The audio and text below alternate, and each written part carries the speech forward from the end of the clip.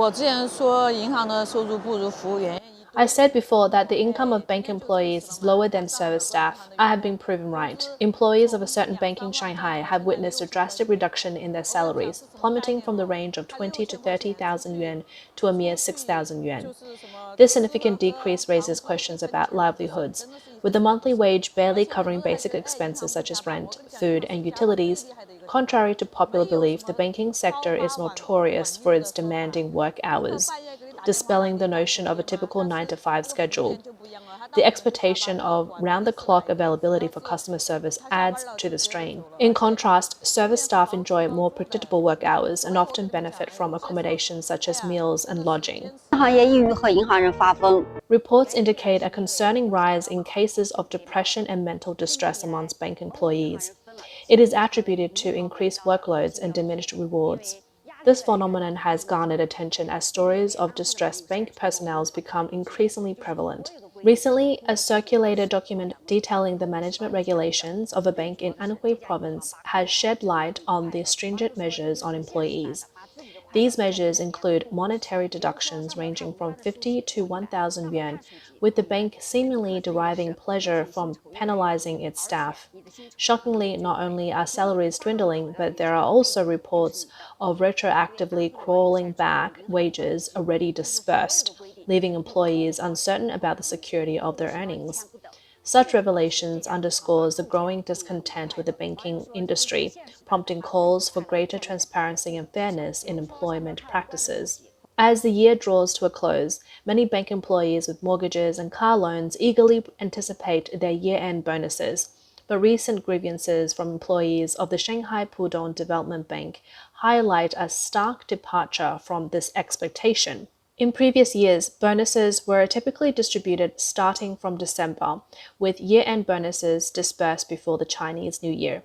Yet, as of February 6, there has been no communication regarding year-end bonuses. To the dismay of many employees, instead of receiving their anticipated bonuses, they were sent an unconventional family letter from the bank. A family letter is a traditional form of communication in Chinese culture, where family members exchange personal stories, life updates, word of advice, encouragement, and love. In modern times, this concept of a family letter holds cultural significance as a symbol of familial affection and connection. The decision by SPDB to forego traditional year-end bonuses in favor of distributing a family letter has sparked widespread discussion on social media such as Weibo. Many employees have expressed their discontent, asserting that a mere letter cannot substitute for the tangible reward they rightfully deserve for their hard work. One disgruntled employee voiced their frustration, stating, "It's been 2 days and I can't calm down. 100 days of hard work and now a family letter supposedly worth its weight in gold." The situation underscores the disappointment and frustration felt by many SPDB employees who have been eagerly waiting their year-end bonuses only to be met with a non-monetary gesture indeed. An employee expressed outrage, stating that most employees who join SPDB are promised annual salaries from 150,000 to 250,000 yuan. But the current monthly wages are only about 4,000 yuan, with the majority of income dependent on year-end bonuses. In response, SPDB clarified that year-end bonuses and consolation rewards are two distinct types of incentives, with no substitutive relationship between them, emphasizing that the situation was a misunderstanding. SPDB, one of China's leading commercial banks and a publicly listed company, is recognized for its competitive compensation packages. As a major Chinese commercial bank, SPDB boasts relatively high salary levels for its employees. Recent media disclosures reveal that SPDB's salary structure consists of basic salary, performance-based salary, and welfare income. In 2022, the total compensation provision for its employees was about 26.5 billion yuan, benefiting more than 61,000 people. This indicates an average annual compensation of 430,000 yuan per person for 2022. Since last year, SPDB has been at the center of public controversy, not only due to ongoing issues related to pay cuts, but also facing strikes. On May 11, 2023, it was reported online that some employees of SPDB's wealth management subsidiary protested over significant salary reductions and low wages, causing a stir on social media and public discourse. Accompanying the photos was a screenshot showing a message from an employee of SPDB Wealth Management Co. Ltd. Equity Direct Investment Department on a work communication platform stating, "My salary has been reduced to 6,260 yuan in hand per month, which is far below my worth. I am on strike in protest." One of the women advocating for rights stated, "Originally, we could earn 20 to 30,000 a month, but now it's just 5 to 6,000. With such a sharp decrease, we have reasons to question whether the company wants us to resign voluntarily through these means." Amid the backdrop of China's economic downturn, the once effortless, profitable banking industry across the mainland is feeling the pressure.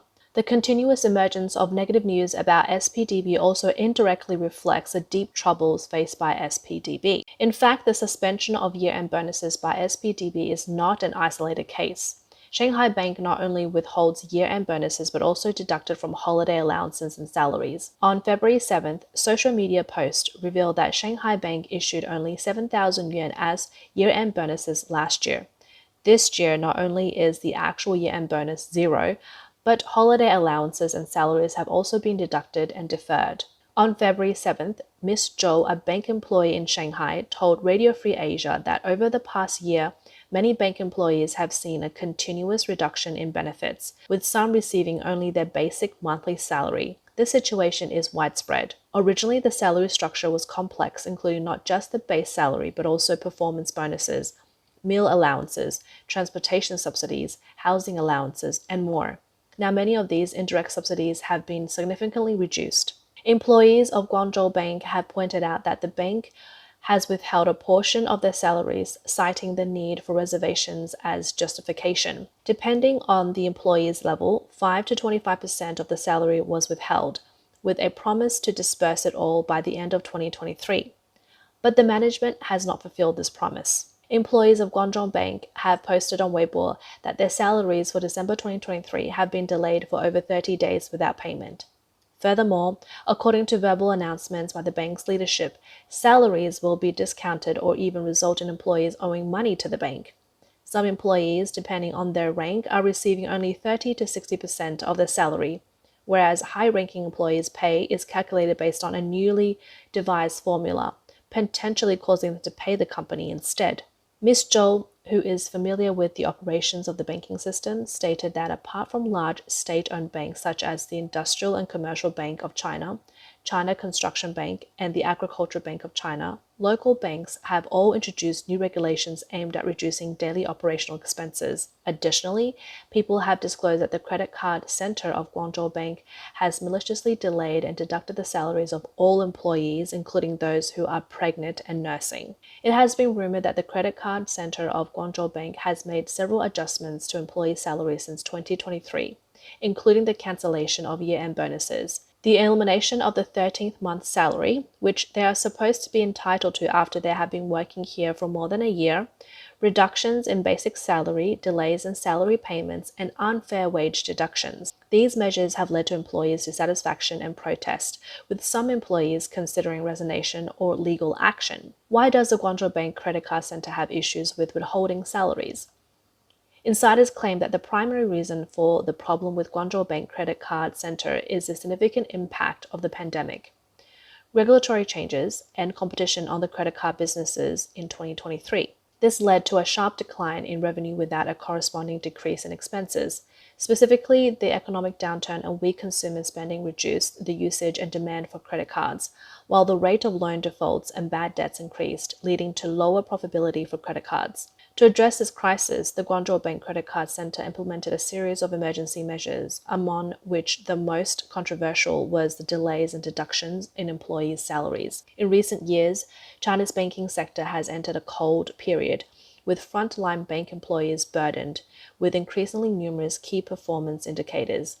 In addition to attracting deposits, they are also tasked with securing loans, issuing credit cards, selling funds and insurances, and opening online banking accounts. Even more absurdly, banks have set sales targets for non-financial products, including selling rice dumplings during the Dragon Boat Festival, mooncakes for the Mid-Autumn Festival, electrical appliances in summer, alcoholic beverages in winter, as well as offering parcel collection services, letters, and magazine subscriptions. Failure to meet these sales targets result in salary deductions. The banking sector in mainland China experienced a period of significant prosperity. From 2003 to 2013, the net profits of commercial banks skyrocketed from over 6.3 billion yuan to over 11 trillion yuan, an increase of 180 times. As the saying goes, a rising tide lifts all boats. In 2019, the average salaries of employees at major listed banks reflected this prosperity. Ping An's bank's average salary reached 600,200 yuan. Zhejiang Commercial Bank's average salary was also at 596,000 yuan. And Hangzhou Bank, Jiangsu Bank, Nanjing Bank, China Merchants Bank, and others also had average salaries exceeding 500,000 yuan. It's important to note that in 2019, the annual average salary for urban non-private sector employees across the country was only about 90,000 yuan. Judging from the average compensation, banking sector salaries were definitely considered high. But an undeniable fact is that following the pandemic, the entire banking industry has suffered various degrees of hardship. In the face of an economic downturn, intensified international geopolitical crisis, frequent defaults by real estate companies, and repeated adjustments in financial policies, major banks have faced immense pressures on their liabilities. Moreover, during the period of economic downturn, bank operations have found it increasingly difficult to remain unaffected. A deputy branch manager of a large state-owned bank in the western regions lamented, "Banks have an easier time during economic prosperity, but truly struggle during economic downturns." The deputy branch manager explained that due to the slump in credit demand, most local financial institutions, being major holders of urban investment bonds and significant creditors of real estate companies, are facing increasing pressures from declining revenues. Coupled with the existing trend of salary reductions in the financial sector and the practice of reducing or not paying year-end bonuses, this outcome was anticipated. Mr. Liu, a commercial bank branch manager, observed that the economic downturn and slowing bank profits are impacting salaries. Given the national calls to reduce income disparities and salary cuts at state-owned enterprises, he expects salary reductions at his bank to continue in the upcoming years. Accompanying the salary cuts, there has been a wave of resignations within the banking sector. Today, I officially resigned from the bank after working over 10 years. I joined the bank in 2012, becoming a financial migrant worker. Over the years, I've struggled and advanced through various roles within this industry, from a corporate client manager to a risk control department reviewer, then to the finance department, and back to the branch as a finance client manager. I've witnessed the bank's former glory, and now I see its decline. Currently, earning a monthly salary of 3,000 to 4,000 yuan, I am aware that many of my colleagues earn even less. 27-year-old bank employee Xiao Liang also joined the wave of resignations. Shortly after his departure, his friends organized a farewell party for him, pinning a flower on his chest with the words, "We're fed up with this crappy job," written on it. The party, with its lively drumming and gong beating, was as bustling as a wedding. Now, Xiao Liang is engaged in content creation and runs a coffee shop, stating he is happier now. He described working in the bank's public relations department as being caught in a mechanized routine, repeating the same work and expending a lot of energy. On January 19, 2024, NetEase, a mainland media outlet, reported that according to the semi-annual data of 2023, among 40 listed banks that disclosed their total number of employees, 7 banks had a decrease in staff compared to the same period last year. Notably, reductions were significant at 3 state-owned banks, Industrial and Commercial Bank of China, Agriculture Bank of China, and Bank of China. The data shows that nearly 100,000 people leave the banking system each year. Among China's 6 major state-owned banks, 4 have disclosed the age structure of their employees in their annual report for 6 consecutive years. With that exception, the proportion of young people under 30 has rapidly declined, now accounting for only about 1/5 of all employees. Among them, the bank with the most severe aging issues has nearly 60% of its staff aged over 40. This indicates that the banks are unable to retain young talent, and if this trend continues, banks are on their way of becoming retirement homes. The aging trend is not limited to state-owned banks. Commercial banks face the same issue, with some branches reporting new employee turnover rates of up to 50%. A deputy branch manager of a commercial bank mentioned in an interview that retaining young employees have become one of her most challenging tasks.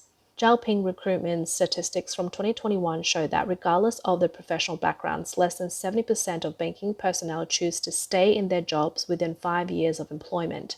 Industry insiders believe that the reasons behind the surge in resignations within the banking sector include the continuous downturn of China's economy, leading to reduced demand for loans from businesses and fewer individuals taking loans to buy houses.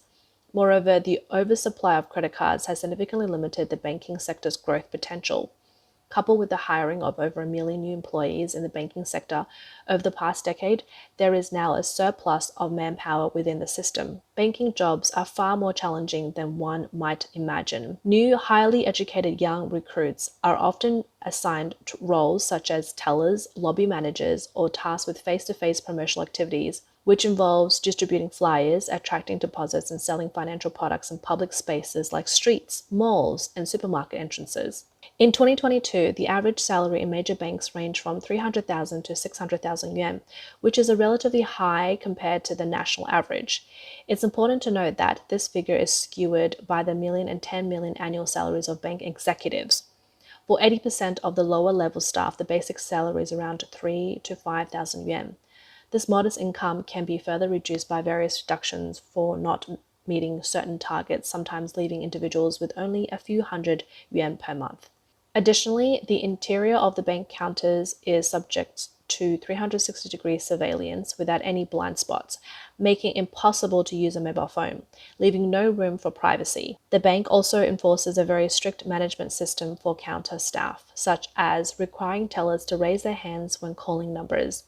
If a teller is slow to raise their hand, they can be fined, with fines reaching up to 200 yuan for a single infraction. Under the significant psychological strain of these conditions, many young people prefer to resign rather than endure such treatment.